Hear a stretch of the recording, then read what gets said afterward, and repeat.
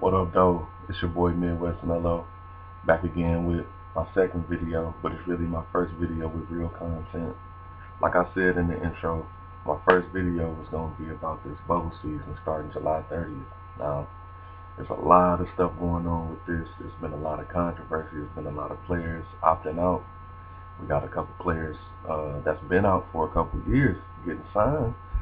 So, yeah, we're going to jump into this bubble season. So, first of all, they're having a little mini training camp. It's going to be about 2 weeks. People can get their legs back up under them.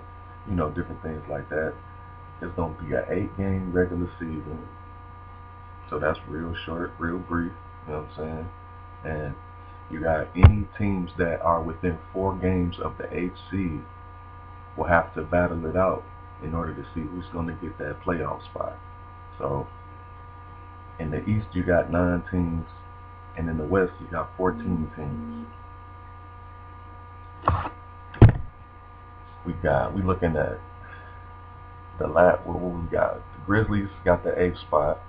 Then you got Portland, Pelicans, the Kings, and the Spurs, all within 4 games of the 8th seed.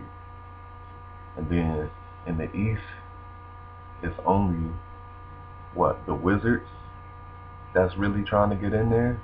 So the Nets, not the Nets, but the Magic, they could move up or move down within these 8 games. So that's going to be interesting to see right there. But what I'm more interested in is the West, obviously, because there's more teams competing for that spot. So I would love to see that. Me personally, I'm a Portland fan because I love Melo. Wherever Melo goes, I'm fucking with them off top, just flat out.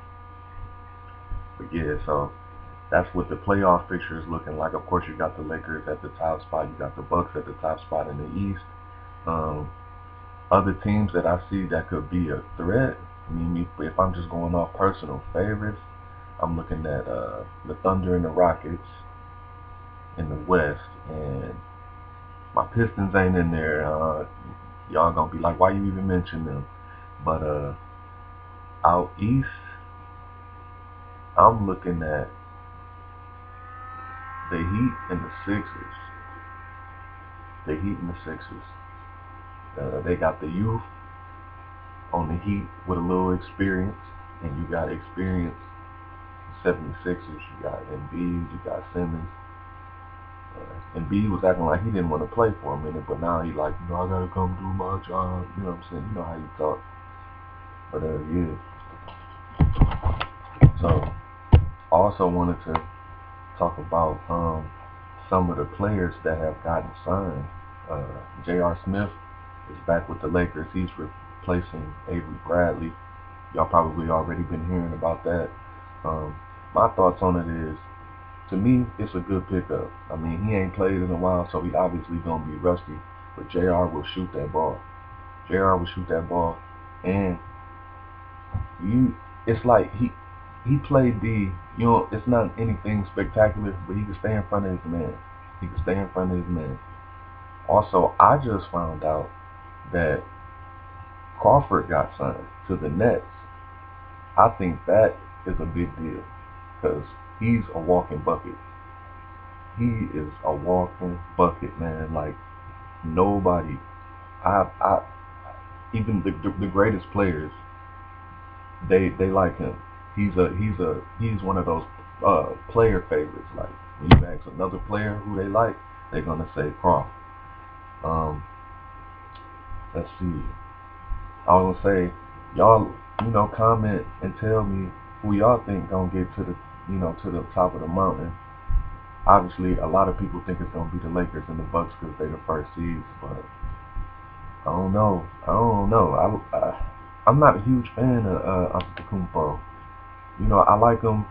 Uh, he remind me of a lot of great centers back in the day, maybe a little bit stronger, but I'm just not a huge fan. I ain't sold yet. Him or Embiid, and I like the Sixers, but Embiid hasn't quite, shown me that this is what he's gonna be doing for the next 5 to 10 years, getting buckets. He always got some little weird antics. So yeah, I just wanted to briefly talk about the bubble season. We had a lot of players that tested positive for coronavirus. We had a lot of staff test positive for coronavirus.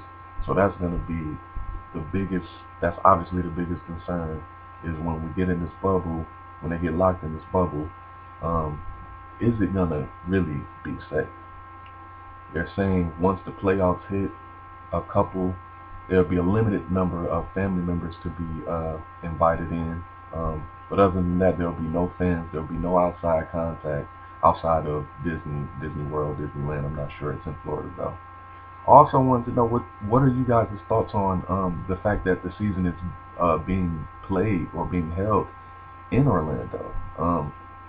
It seems kind of crazy. I mean, I know they were just talking about Florida, being a one of those big epicenters, like of coronavirus and the spread of coronavirus. So it seems a bit weird that they would want to have the season there. Um, but yeah, I'm excited. We done been without ball for a minute, and I was really into the season when it was happening, and it just seemed like it was the NBA was just not from when Kobe died forward. The NBA just was, I don't know. So I'm ready to get back to it. I'm ready to get back to it. I'm ready. So yeah, I guess another question I have for y'all is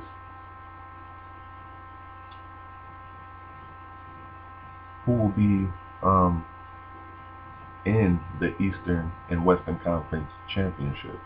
Who versus who? Y'all tell me that in the comments, and maybe I'll do a video about it on what I think and see what's happening with that. But alright, y'all, deuces.